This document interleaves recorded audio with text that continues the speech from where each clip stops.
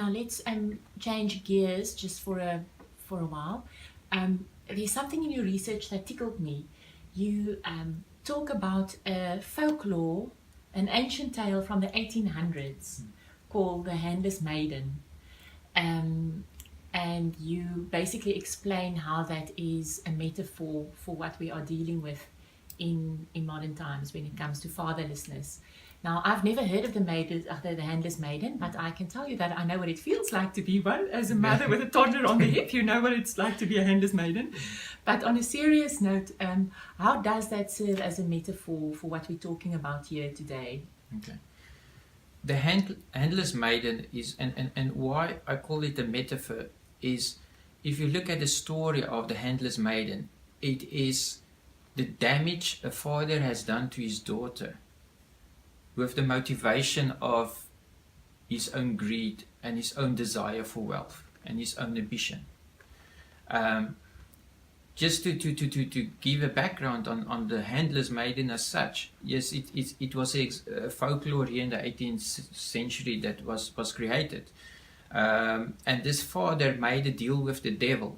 The devil came to the father and say, give me your daughter and I will give you wealth and fame and everything that goes with that. At that stage, the father wasn't aware that it was his daughter that the devil was actually speaking about. He only discovered that afterwards, but then the deal was already made. Okay.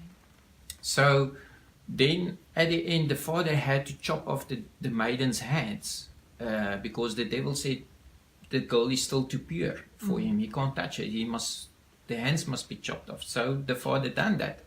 And the maiden didn't protest. She just went with what the father said. Yeah.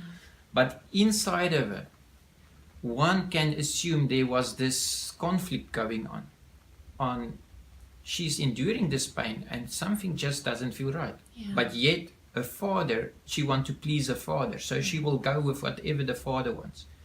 And because of this conflict that started inside, she ran away from home. She went to the woods, which can be seen as wilderness, where she went to find herself, to find her own identity again. So, and how is that applicable today is the fact that violence against women is a very serious issue in today's society, especially from fatherly figures. They a lot of the times are the culprits, applying abuse and physical violence to women in general.